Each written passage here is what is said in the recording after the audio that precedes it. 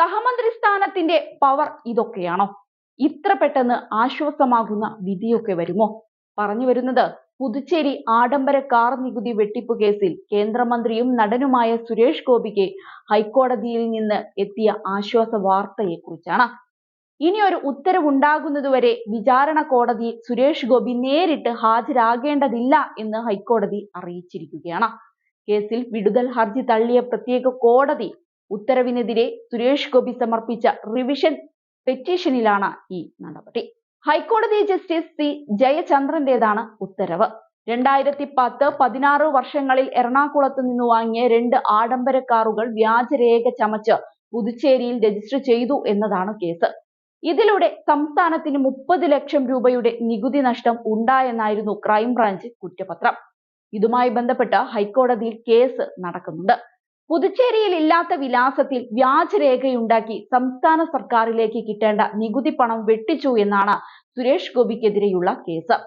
പുതുച്ചേരി ചാവടിയിലെ കാർത്തിക അപ്പാർട്ട്മെന്റിൽ വാടകയ്ക്ക് താമസിക്കുന്നു എന്ന് വ്യാജവിലാസമുണ്ടാക്കിയാണ് വാഹനങ്ങൾ സുരേഷ് ഗോപി രജിസ്റ്റർ ചെയ്തത് എന്നാണ് ക്രൈംബ്രാഞ്ചിന്റെ കണ്ടെത്തൽ. പുതുച്ചേരിയിലെ കൃഷിയിടത്തിന്റെ വിലാസത്തിലാണ് കാറുകൾ രജിസ്റ്റർ ചെയ്തതെന്ന് ക്രൈംബ്രാഞ്ചിന് സുരേഷ് ഗോപി മൊഴി നൽകിയിട്ടുണ്ട്.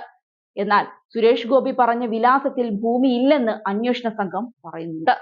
സുരേഷ് ഗോപി നേരത്തെ കേസിൽ ജാമ്യം നേടിയിരുന്നു. നേരത്തെ ജനപ്രതിനിധികൾക്കെതിരായ കേസുകൾ പരിഗണിക്കുന്ന എറണാകുളത്തെ പ്രത്യേക കോടതി സുരേഷ് ഗോപിയോട് നേരിട്ട് ഹാജരാകണമെന്ന് നിർദ്ദേശിച്ചിരുന്നു.